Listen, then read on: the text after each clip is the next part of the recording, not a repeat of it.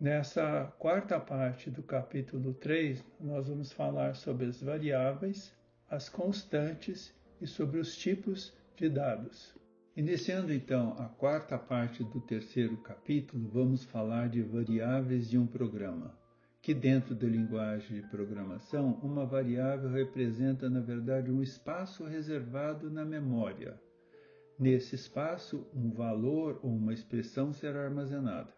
Assim sendo, o espaço da memória que armazena o valor das variáveis enquanto elas existem, ou seja, durante a execução de um programa. As variáveis são associadas a nomes, chamados identificadores. Dar nome às variáveis é muito útil, pois a qualquer tempo, caso necessário, podemos alterar o valor da variável num único lugar. Dependendo de como ela é declarada, uma variável pode assumir diferentes valores ao longo do programa, mas a variável armazena um único valor de cada vez, ou seja, no local onde fica armazenado o seu conteúdo. Uma variável é composta por três partes: o tipo da variável, que é o data type, o nome da variável e o valor da variável, conforme mostrado na figura. Na sequência, vamos qualificar a variável. Vamos então qualificar uma variável. E para qualificar, nós temos que definir qual é o escopo de uma variável, que significa em que parte do programa ela existe, que parte do programa ela é válida. Define a sua abrangência, onde é utilizada e onde pode ser modificada. O escopo de uma variável é caracterizada de duas formas, como uma variável global ou local. Declaração de uma variável global significa, no ambiente do Arduino, que qualquer variável declarada fora de uma função, por exemplo, setup ou loop, é considerada uma variável global, tornando-se acessível a qualquer parte do programa, podendo ser lida e alterada, conforme o caso mostrado no nosso primeiro sketch, pois a variável foi declarada antes da função setup.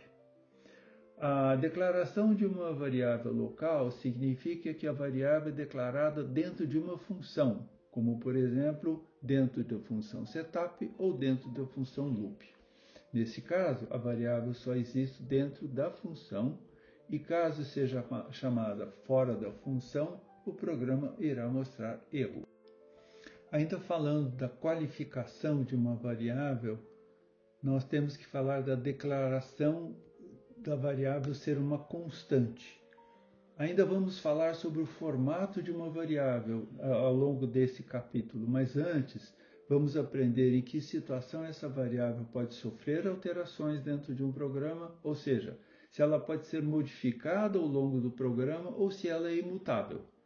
No programa apresentado anteriormente, a variável LED13 foi declarada como tipo int, ou seja, é um valor inteiro, sendo atribuído a ela o valor 13, e foi acrescentada a palavra const, que na frente do int a torna imutável, estando disponível apenas para leitura, respeitando o conceito já apresentado de escopo da variável. A outra forma de se ter uma variável imutável ao longo do programa é declará-la como define, que, como já foi apresentado, é outra forma de declarar uma variável inalterável. Os dois formatos são válidos, em se tratando de definição de uma variável que não pode ser alterada. Vamos falar agora então do tipo de dado. Temos que entender que ao declararmos uma variável, um local definido de memória é reservado de acordo com a sua característica.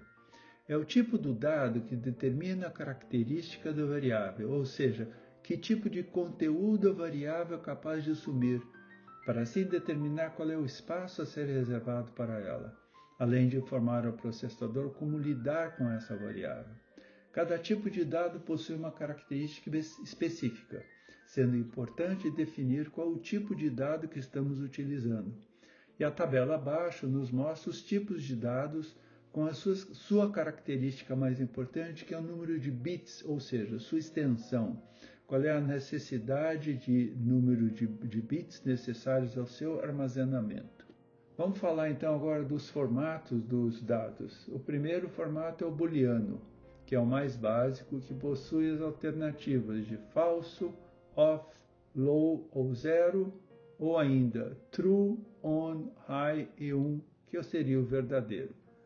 O byte corresponde a um espaço de memória que armazena valores numéricos sem sinal compreendidos entre 0 e 255. O int utiliza também para armazenar valores numéricos inteiros compreendidos entre menos 32.768 até mais 32.767. São 2 bytes, portanto. Um signed int considera só os valores positivos de 2 bytes. Daí pode variar de 0 até 65.535. O long permite armazenar valores enormes, compreendidos entre menos 2.147.483.648 até 2.147.483.647, pelo fato de utilizar 4 bytes. Unsigned long é semelhante ao long, só que considera só valores positivos. Então pode variar de 0 até 4.294.967.295. Temos ainda o float, que permite armazenar números não inteiros, com casas decimais, no formato ponto flutuante.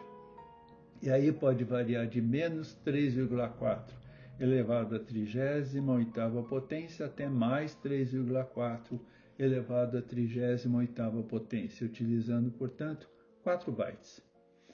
O char permite armazenar um único byte de valores compreendidos entre menos 128 a mais 127. Com uma particularidade, esses números estão associados ao formato de texto, sendo que cada dígito corresponde a um caractere da tabela ASCII, mostrada no próximo slide.